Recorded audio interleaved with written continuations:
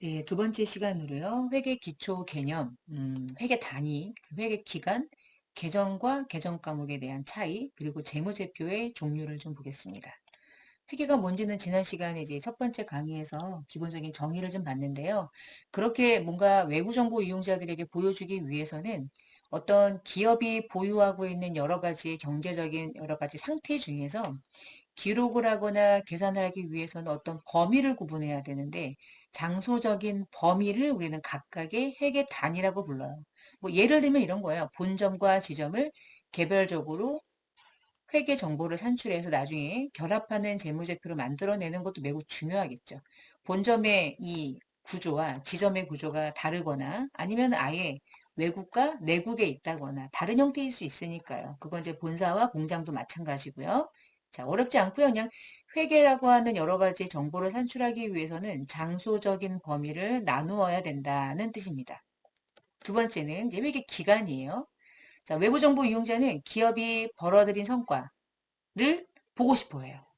근데 적시에 내가 보고자 하는 그 시점에 그런데 기업이 처음에 이제 설립을 하고 기업이 죽는 날까지 계속 돈을 버는데 도대체 외부 정보 이용자는 이게 궁금한 거죠. 얼마 벌었을까?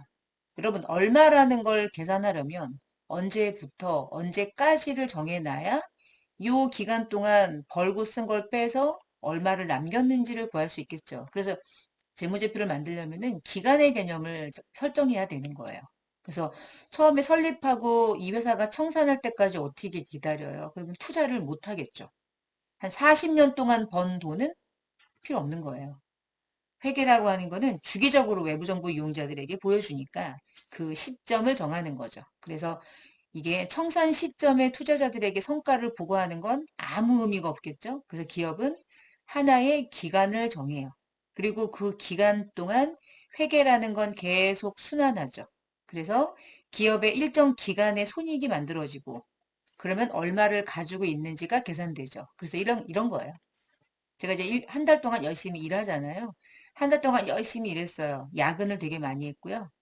조퇴나 지각한 적 없어요. 한 번도 쉬지 않았어요. 그러면 요 한 달 동안 번 돈이 있겠죠. 예를 들어 500을 벌었다 해봅시다. 그럼 500만 원을 벌었어요. 근데 500만 원 번 것 중에 쓰는 게 있잖아요. 그러니까 비용이 있을 거 아니에요. 비용을 빼서 순수하게 남긴 게 만약에 200이라고 해볼게요. 너 그러면 1년, 너 한 달 동안 얼마 벌었어? 500이야. 월급 500. 이게 나의 순수한 수입이야. 근데 쓴 게 300 정도 돼. 뭐 카드값 나가고 뭐 직원들 아니 가족들 뭐 자녀들 뭐 이렇게 교육비 내고 이러다 보면은 300이 나가. 그럼 한 달 동안 벌어들인 순수한 소득이라면 200 정도구나. 그러면 200이 통장에 있니? 이렇게 물어보면 아니 나 이 돈을 벌기 직전에 지금 이게 4월이거든. 나 3월 달에 통장 잔고가 1,000만 원이었어. 와 좋겠다. 통장 잔고가 1,000만 원이었는데 한 달 동안 열심히 벌었지만 나간 돈이어서 200을 벌었기 때문에 통장 지금 열면 1,200 있어. 그러면 이제 이 정보가 기업의 정보인 거예요. 1년 동안 얼마 벌었니? 200 벌었구나. 너 근데 200 벌기 전에 얼마 있었니?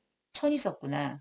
그럼 마감했을 때 네 통장에 남아있는 게 네가 현재 쓸 수 있는 토탈 잔액이구나. 그런 거 아닐까요? 그쵸? 자, 여기서 이제 이런 게 나오는 거예요. 200을 벌었구나. 이걸 우리는 뭐라고 부르냐면은 성과라고 부릅니다. 네. 회계 순환 과정을 거치면서 일정 기간 동안 손익이 나와요. 손익은 200입니다. 그런데 일정 시점에 얼마를 가지고 있는지, 네 재무 상태 어때? 일정 시점. 시점이지 기간일 수 없잖아요. 그러면은 너 1월 1월이고 12월 말일이야. 뭐 이런 개념으로 가는 거예요. 자, 그럼 이어서 뭐 이런 것도 좀 해볼게요. 그러니까 회계 기간은 회계 연도라고도 부릅니다. 같은 뜻이에요. 근데 기업이 회사를 설립할 때 정관이라고 하는 약속된 정해진 어떤 그 원칙들을 기업이 정하고자 하는 것들을 정관에다가 이제 쭉 나열하는데 처음에 회사가 우리 회사는 언제부터 언제까지라고 하는 그 날짜를 1월부터 12월까지 합니다. 라고 정하면 그렇게 가요. 근데 1월부터 6월까지 할 겁니다. 그러면 그렇게 가도 돼요. 근데 1월부터 그 다음 연도 뭐 2월까지 뭐 1년을 넘겨서는 안 돼요. 그래서 1년을 초과하지 않는 범위에서 기업은 자유롭게 1년으로 끊든 6개월, 3개월 자기 마음대로 할 수 있어요. 근데 우리나라는 대부분 1월부터 12월을 해요. 정관에 기재하지 않으면 그냥 자연스럽게 1월부터 12월이 자동으로 기업이 설정이 되고요. 단 4월부터 3월도 가능하고요. 뭐 7월부터 6월도 돼요. 아무 상관없어요. 1년만 벗어나지 않고 1년보다 짧은 기간도 가능합니다. 아무거나 상관없어요. 정확한 건 1년을 초과하지 못한다. 그것만 정하면 되는 겁니다. 그럼 여기서 이제 회계 기간이라고 하는 이 어떤 카테고리 안에서 일어나는 것들 중에서 이렇게 이제 기간이 시작되면 이 시작하는 날짜가 있을 거 아니에요? 대부분 1월 1일이라고 얘기했고요. 이날이면 이날과 이날을 대부분 회계는 보고기간의 시작일을 기초라고 하고요. 보고기간의 마지막을 기말이라고 해요. 그리고 내가 속해 있는 이번 연도를 당해년도 회계기간이라는 의미로 당기라고 부르고요. 이미 전년도에 회계기간이 존재하겠죠. 당해년도에 설립하지 않고는 그러면 전기. 도래되지 않은 다음 연도를 차기라고 부릅니다. 전기 차기. 그리고 기초는 여러분 이게 이번 연도 기초는 당기 기초는 전년도 기말이지 않을까요? 그렇죠? 전년도 기말이 12월 말일인데 이 날짜는 결국은 넘겨주고 넘겨받는 날짜거든요. 정해진 거죠, 이 날이. 그래서 전년도 12월 말일인 기말은 전기 기말은 당기 기초가 되는 거예요. 근데 이게 무슨 얘기냐면 전년도에 예를 들어서 100을 남겼다. 그러면 그 다음 연도에 100을 넘겨주는 거죠, 현금을. 이번 연도에 만약에 남긴 잔액이 400이다. 그러면 다음 연도 기초로 400을 넘겨주죠. 벌었니? 넘겨줘. 넘겨받고, 넘겨줘. 그러면 넘겨받고, 이런 식으로. 그래서 그걸 2월 시킨다. 이렇게 부르는 거야. 잔액을 넘겨준다. 근데 이 회계연도에 내년으로 넘겨줄 때는 차기 2월이라고 부르고요. 이번 연도에 기초가 되면 전년도께 넘어와 버리거든요. 그걸 우리가 이제 전기 2월이라 이렇게 불러요. 다시 이번 연도 기말에 400이 남으면 그걸 다음 연도로 넘겨준다는 용어로 마감해요. 차기 2월. 그러면 그 다음 연도가 되면 기초가 됐을 때 전년도께 넘어와 있겠죠. 그거 우리는 이제 전기 2월이다 이렇게 불러요. 그러니까 전기 2월은 결국은 언제입니까? 그러면 기초가 전기 2월인 거예요. 기초는 대부분 1월 1일인 것 같고요. 차기 2월은 결국은 기말이라는 의미예요. 기말 잔액이 차기 2월이 된다는 거고요. 그 날짜는 12월 31일이 됩니다. 대부분. 아닐 수도 있어요. 전기 2월, 차기 2월. 이런 용어들이 이 구조 안에서 이제 발생되는 거죠. 이게 회계라고 하는 순환 과정이 존재할 수밖에 없는 이유고요. 이 기간을 우리는 회계 기간이다 이렇게 불러요. 그 뒷페이지에 제가 이제 어떤 스타벅스 여러분이 자주 가는 스타벅스 코리아 재무제표 중에서 손익계산서를 가지고 왔는데 스타벅스는 1월부터 12월이라는 요 1년을 단기로 정하고 있네요. 그래서 지금 요 2018년도 재무제표인데 2018년도 1월부터 12월까지 이 얘기죠. 22기래요. 그럼 여러분 21기는 전년도인 거잖아요. 그쵸? 2018년도 기준으로 17년도 1월부터 12월까지 이렇게 얘네들은 1년 단위를 딱 1월부터 12월로 끊어서 보여주네요. 지금 이게 18년이면 뭐 2022년, 2023년도 기준으로 봤을 때는 이미 4, 5년 전에 재무제표니까 사실은 의미 없죠. 22년도 재무제표만 의미가 있겠지만 이미 지난 정보니까. 그런데 21기 2017년 여기에 나와 있는 모든 숫자들은 현재 잔액을 의미합니까? 12개월 동안 1년 동안의 개념입니까? 1년 동안이죠. 1년 동안 커피 팔아가지고 발생된 매출액이 이 얼마예요? 1조 2634억인 거예요. 1조 2천억 원. 커피 팔아서 벌어들인 돈. 매출은 갈수록 증가 추세죠. 더 올랐겠죠. 뭐. 내리는 것 같진 않아요. 그리고 원가는 5천억 정도 되네요. 6천억 정도 되고요. 그래서 커피 팔아서 발생된 순수한 이익이 매출 총이익이라고 부르는 거예요. 8,480억, 7,008억 뭐 이렇게 숫자를 읽는 거죠. 원 단위로 1년의 기간을 1월부터 12월 기간을 주고 있는 손익계산서의 예고요. 이런 회사도 있어. 4월부터 3월까지 이렇게를 1년으로 정하는 기업들이 있는데 대부분 이제 우리나라의 회계법인들은 되게 바쁠 때가 1, 2, 3월이거든요. 그러면은 그 시간을 벗어나서 자기 회사의 결산을 늦게 하고 싶은 거야. 그러니까 일반적인 1월부터 12월이라는 회계 기간을 고수할 필요는 없거든요. 그래서 대부분의 회계법인들은 4월부터 3월까지를 또는 뭐 7월부터 6월까지 이런 식으로 회계 기간 설정을 꽤 합니다. 얘네는 벌어들이는 돈이 감사나 세무, 어떤 자문을 해서 벌어들이는 수익이죠. 이게 용역을 제공하는 기업의 형태인 거예요. 물건이 없잖아요. 그쵸? 서비스, 회계 지식을 제공하고 돈을 받는 형식이죠. 그래서 돈을 벌어들이는 게 4,700억 정도 되네요. 3,800억, 3,100억, 뭐 이런 식. 스타벅스하고는 비교가 안 되네요. 1조 단위로 움직이니까 커피 팔아가지고 이렇게 돈을 많이 벌다니. 대박 사건이죠. 자, 이런 식으로 손익계산서에 나오는 날짜들이 좀 다른 형태를 띠고 있고요. 얘는 왜 이렇게 세 개가 보이냐면 스타벅스는 두 개 년도만 비교하고 있지만 이 회계법인은 나름 회계법인이니까 3차 년도를 동시에 보여주고 있어서 그렇게 양이 좀 많아 보이지만 한 번에 추이를 볼 수 있잖아요. 그렇죠? 3년치를 그렇게 보여주고 있어요. 자, 계정과 계정 과목은 이제 어떤 건지를 볼 건데, 계정은 어카운트 약자로 A/C 이렇게 많이 부릅니다. 기업이 지금 보면은 재무상태표나 포괄손익계산서가 기본적인 재무제표의 두 개죠. 현금흐름표나 자본변동표, 주석까지가 있는데, 여러분 시험엔 이 두 가지를 중심으로 이제 학습을 하시게 돼요. 근데 이제 이 안에 들어가는 어떤 계정들이 어떤 의미냐면, 재무상태를 구성하는 각각의 요소예요. 여러분 재무상태는 기업이 현재 보유하고 있는 돈이잖아요, 돈. 근데 나는 통장에 만약에 1억이 이렇게 있어. 통장에 1억이 있는데 자기 돈은 사실은 2천이고 8천은 어제 국민은행에서 대출 받아가지고 통장에 들어온 거야. 그러니까 통장에 잔액이 1억이 있기는 해. 근데 2천만 원은 원래 있었고 8천만 원은 빚낸 거예요. 대출 받아가지고 돈이 있대요. 그럼 여러분 이 돈이 어떤 형태로 보유하고 있느냐를 인식하는 건 너무 중요하거든요. 그럼 현재 예금은 1억이지 않아요? 예금은 1억이잖아요. 그걸 우리는 자산이라고 부릅니다. 실기열이 주고 나니까. 그런 것들을 우리는 이제 자산이라고 불러요. 이게 자산이라는 뜻입니다. 근데 내가 원래 들고 있었던 돈을 우리는 자본이라고 불러요. 근데 8천만 원은 예금 통장에 있긴 하지만 이거는 내 돈이라고 말할 수 없는데 빌린 건데 부채인 거죠, 부채. 차입한 거잖아요. 차입한 거 우리 뭐예요? 부채죠.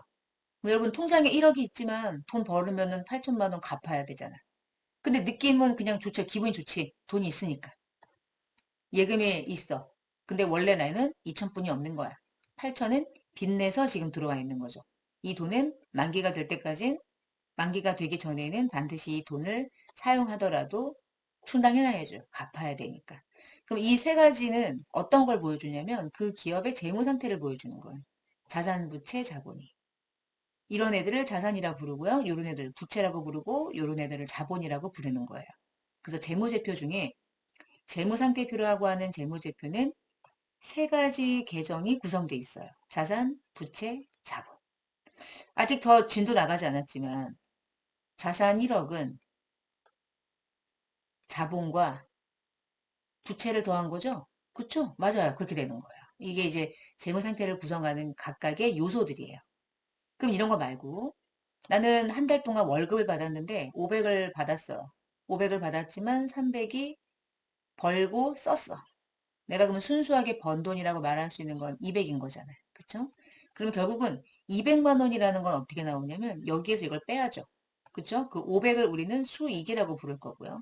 300을 비용이라고 부를 거예요. 그러면 수익에서 비용은 차감하게 될 거고요. 그걸 차감하게 되면 손실과 이익이라는 게 나오겠죠. 그게 200이라는 뜻이에요. 그거 우리는 포괄 손익계산서라고 부르는데 이 포괄은 왜 포괄인지 그거는 이제 국제회계 기준이기 때문에 요거 나오는 거고요. 그건 뒤에서 재무제표를 공부하면서 볼 거예요.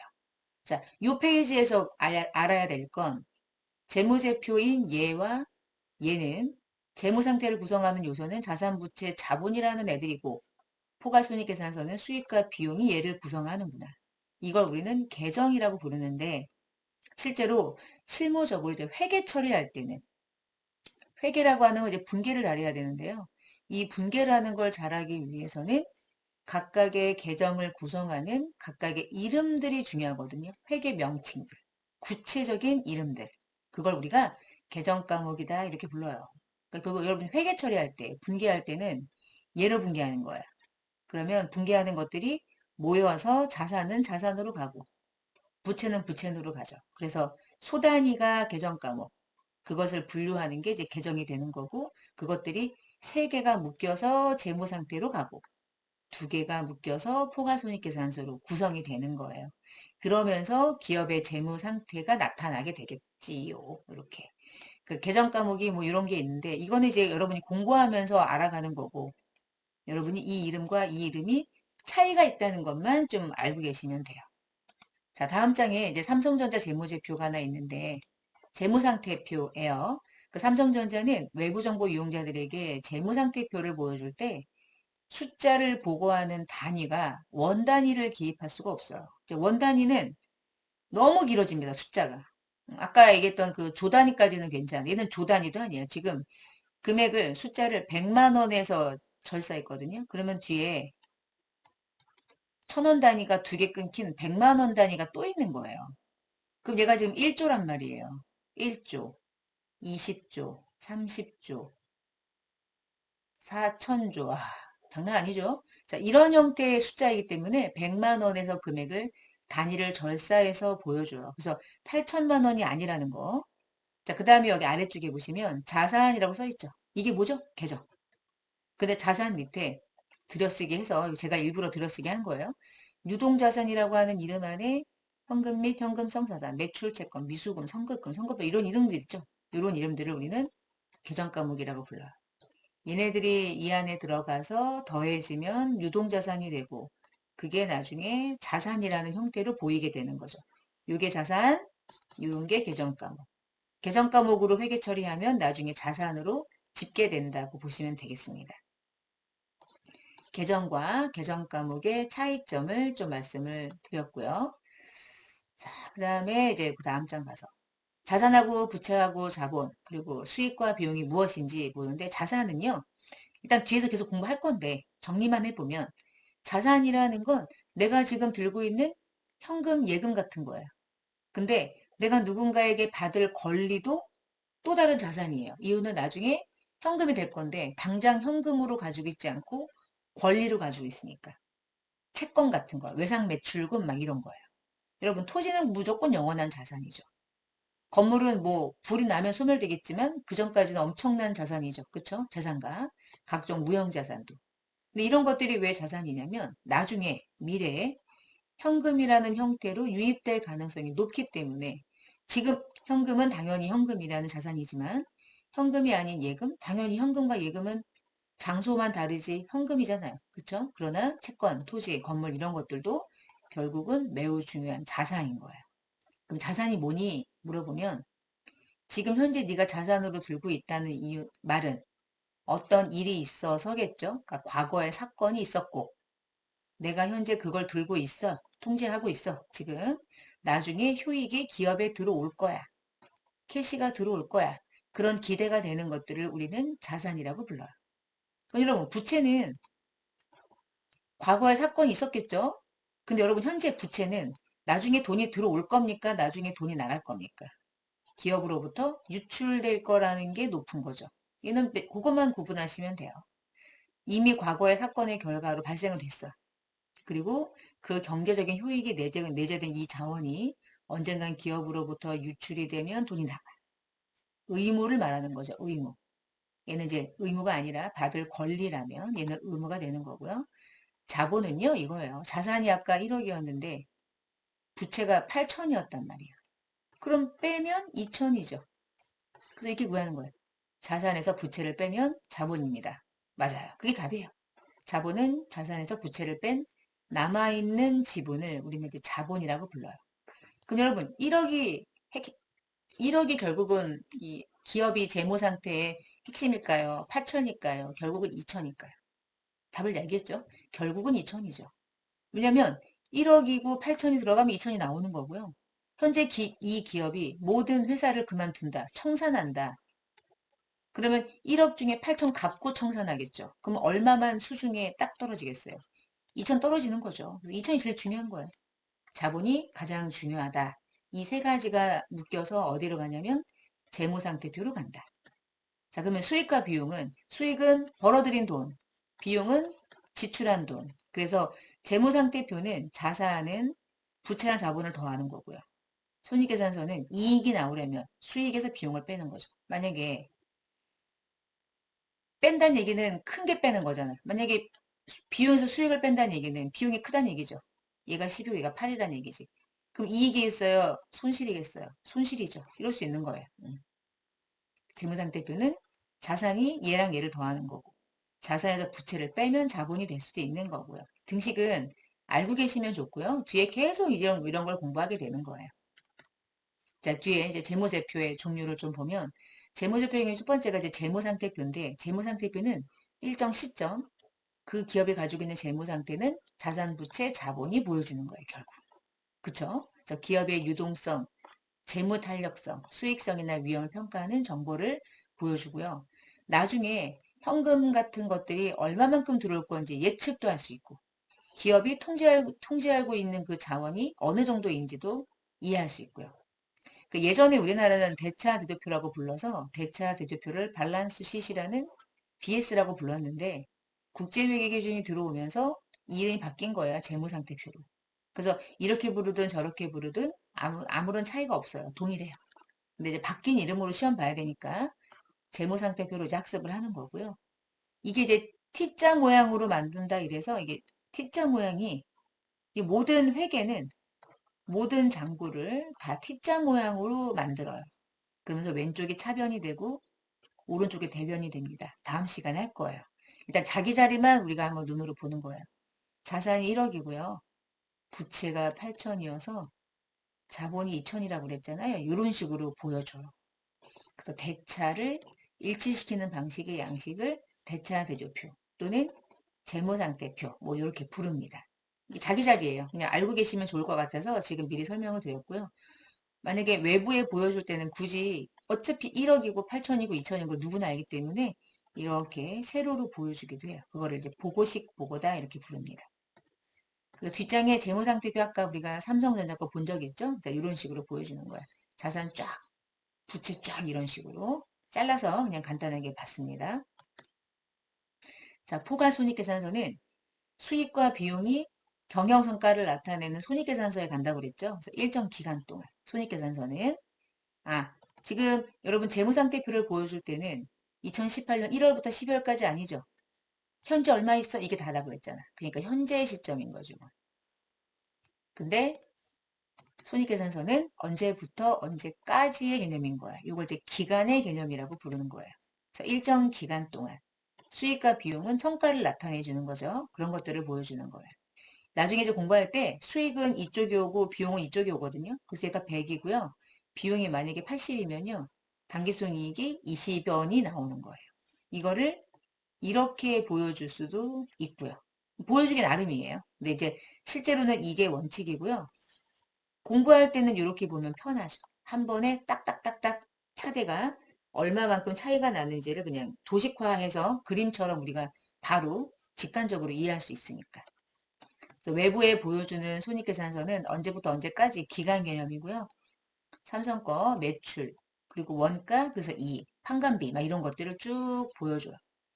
여기에서 당기순이익이 나온 것을 끌어다가 포괄손익계산서는 기타 포괄 계정을 플러스 마이너스해서 총 포괄손익으로 만들어내는 걸 우리는 이제 포괄손익계산서라고 부르고요.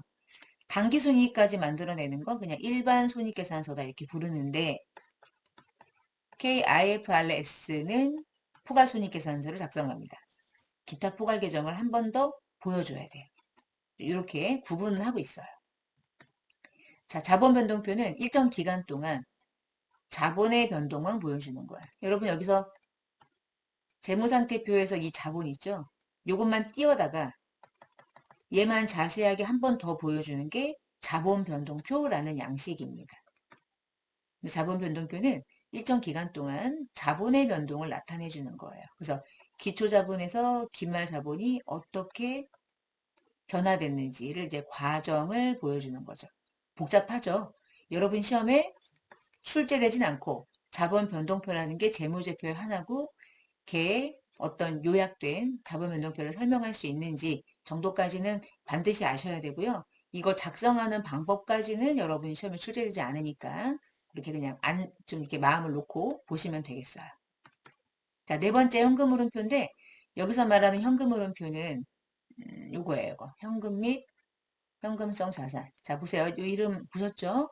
현금 및 현금성 자산. 아까 여러분 재무상태표 중에 이거 기억나세요? 이거? 요거예요, 요거. 이 금액이 어떻게 나왔는지. 49기 마지막에 이거였다? 그러면 이 금액에서 이 금액으로 움직였는데 뭐 때문에 현금이 이렇게 움직였어? 그거 좀 보여줄래? 그렇게 나타내 주는 거를 우리가 현금 흐름표라 불러요. 그래서 일정 기간 동안 현금 및 현금성 자산의 변동을 나타내 주는 거야. 왜 들어왔고 왜 나갔는지. 그래서 어떤 활동으로 현금 흐름이 움직였는지, 무슨 활동으로 현금의 흐름이 움직였는지. 그래서 나중에 자세하게 한번 더 볼 건데요. 영업활동, 투자활동, 재무활동 요 세 가지 활동별 현금에 대한 흐름을 좀 장세하게 외부정보 이용자에게 나타내주는 양식을 우리가 현금 흐름표라고 부릅니다. 네 개 봤죠? 자, 마지막 재무제표를 우리가 이제 주석이라고 불러요. 마지막에 쓰는 노트예요. 주석은요, 이런 식으로 이제 서술형이고요. 아주 많은 페이지를 차지합니다. 삼성전자는 상장 기업이잖아요. 그래서 이 재무제표는 한국이 채택한 국제회계, 여러분이 공부하고 있는 거죠. 한국 채택 국제회계 기준에 의해서 작성되었습니다. 이 회사는 1969년도에 설립했습니다. 상장된 건 1975년도에 상장됐습니다. 읽어보니까 다 나와 있네요. 회사는 본점 소재지가 경기도의 수원시입니다. 그러니까 수원이 동수원 세무서가 삼성전자의 주된 관할 세무서가 되죠. 그러니까 재무제표에 있는 이 주석이 매우 중요한 양식이고요. 어떤 형태로 이 재무제표를 읽어야 되는지 재무제표의 전반적인 이해를 도와주는 정보를 제공해 주는 거예요. 아주 중요한 재무제표라고 할 수 있어요. 서술형이라서 무시하시면 안 돼요. 어떤 전문가가 제일 중요한 재무제표를 주석이라고 불렀습니다. 그 기업의 모든 정보를 다 나타내 주기 때문에 기업의 경영 정보를 나타내 주는 거겠죠. 자, 이렇게 해서 이번 시간에 재무제표를 이제 간단하게나마 좀 봤는데 이 중에 여러분에게 주로 나오는 재무제표를 말하면 딱 두 가지예요. 이렇게 두 가지지만 나머지 재무제표도 알고 계셔야 된다는 거죠. 자, 계정과 계정 과목의 약간의 차이점도 좀 기억해 주시고요. 다음 시간에는 조금 자세한 이제 회계 처리를 아마 들어가게 될 건데 이러한 기본적인 용어들을 중심으로 이제 회계 공부를 하셔야 되니까 가장 중요한 기초 과정이었다고 보시면 되겠습니다. 자, 고생 많으셨고요. 다음 시간에 뵙겠습니다.